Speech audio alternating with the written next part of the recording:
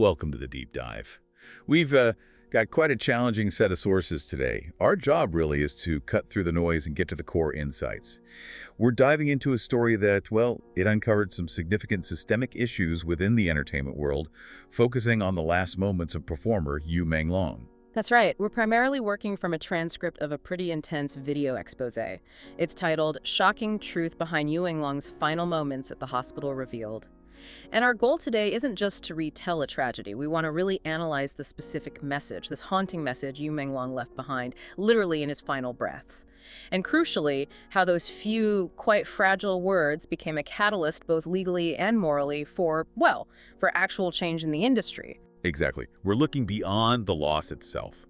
This is about how truth, spoken right at the very edge of human endurance, can potentially dismantle these entrenched systems of exploitation.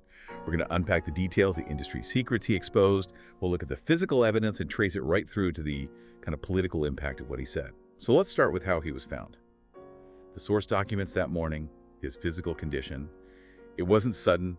It was clearly the end result of something ongoing. He was found, as the source puts it, battered and bruised, his body basically holding the silent testimony of relentless abuse. And if you look at the clinical description in the source material, the timeline is what really stands out. This wasn't, a single event. His features, once quite vibrant, were marred by visible signs. The source specifically mentions purple blotches and swelling. Medical professionals apparently interpreted this as evidence of suffering over months, not days or weeks, but months. Right, months. And the source is quite direct, saying this cruelty was orchestrated by unseen forces. What does it actually mean, though, in practical terms? Well, it implies a kind of sustained control, a pattern where physical violence was the enforcement mechanism. So unseen forces suggest a system behind it. Exactly. Abuse like this, it rarely happens in isolation. It's usually enabled by some kind of leverage that could be financial, contractual, maybe threats to his career. The physical violence was just the sort of sharp edge and a deeper structural issue. The source strongly suggests these forces had operated completely unchecked, hidden behind the glamour of his public life. And then, when he reached the hospital, his condition was critical. Life flickering, breaths shallow, uneven. The source uses the phrase, like a candle in the wind. And just imagining that scene, the clinical urgency mixed with this utter sense of despair. His mother and girlfriend were there, just consumed by panic, by sorrow, knowing time was short. Yeah, and what's fascinating for analysis here is how he communicated. He couldn't give a full statement, obviously, but he was conscious. The source mentions his fluttering eyes, the tension in his fingers as he clutched for reassurance. It confirms he was aware. So the truth he carried had to come out differently, not as testimony, but as these fragile, haunting fragments, murmurs carrying immense weight. Okay, and this is where it shifts, isn't it? From the physical facts to the actual revelation. Those first words, from someone pushed beyond any conceivable limit.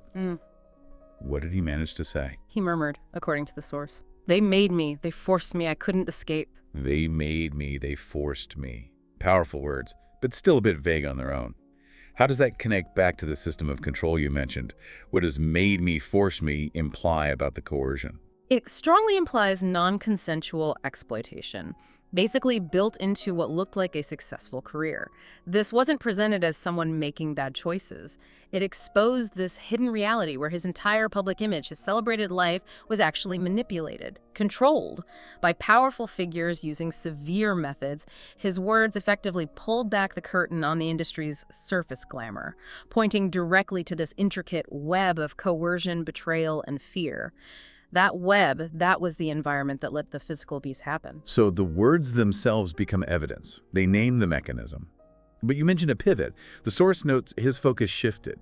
Even in that extreme weakness, he went from describing his own situation to issuing a command. Yes, that shift is absolutely critical. It elevates his final words from just a personal lament to something more like a political statement, a final act. It shows he was aware, perhaps, that his death was near, and he needed his last act to be one of confrontation, to make sure the truth had impact beyond his own survival. Now, what was that command? He pleaded, "Don't let them win, don't be silent." Wow. That's an incredible act of defiance, really, right at the end. Why issue a command for others at that specific moment? Well, it seems he understood his own suffering could be turned into something else. It became an explicit call to action. A conscious choice, perhaps, to weaponize his own death against the system that ultimately destroyed him. He must have known his profile meant his passing would get attention. So he deliberately shaped his final words to outlive him, like a mandate. The hope being, presumably, that this revelation of injustice would wake up others who'd suffered silently, creating the momentum needed for a proper investigation. You can barely imagine the weight of that moment in the hospital room. The source describes his mother and girlfriend, initially just lost in grief, but then witnessing this despair turn into resolve, their own grief, mixing with the kind of moral clarity of his final words. Exactly. Their sorrow became a motivating force, as the source puts it. It translated their personal loss into this resolute commitment to honor his final plea.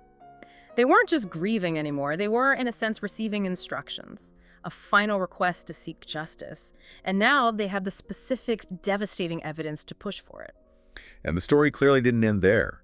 His whispered words, they became the catalyst. The legal system now had something concrete to break the case open. That sheer moral force ensured the darkness couldn't stay hidden. It gave investigators, prosecutors, a starting point, and frankly, a rallying cry. Without that dying declaration, maybe it gets dismissed, an isolated tragedy. But because he specifically mentioned coercion, they forced me. Authorities were compelled to dig deeper, to look into the professional structures around him. And that just opened the floodgates, didn't it? Because he was brave enough to name the forces controlling him, even obliquely, others felt they could speak up. The source names people who testified in court, detailing similar patterns of coercion and abuse: Fan Shaky, Gao Tai Lu, San Run. Yes, and their testimonies were vital.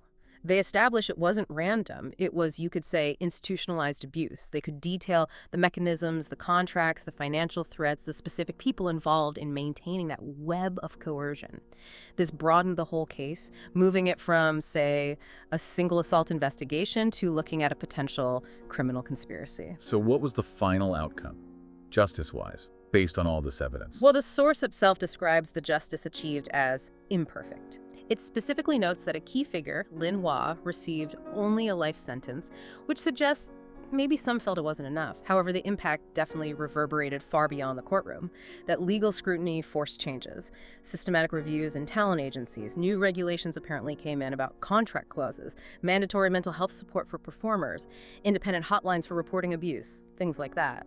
Okay, so that's the concrete evidence for it being a catalyst for change. His plea, don't let him win, don't be silent. It really did become a foundation for trying to reform the structures. It's quite a powerful lesson, isn't it? How one person's bravery, even at their absolute weakest, can challenge something so big and entrenched. Yes. So the final synthesis for you, listening, is really about recognizing the power in even the most fragile communication. A whisper.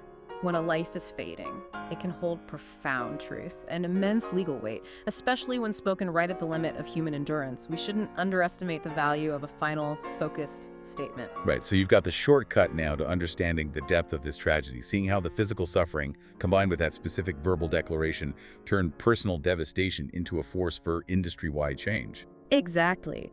Now, here's something to maybe carry with you. If Yu Menglong's truths only really came out because of this ultimate crisis, because he was literally fighting for his last breath, what other hidden darkness might still be concealed? In various industries, maybe, where people lack that same courage or just the opportunity to speak out.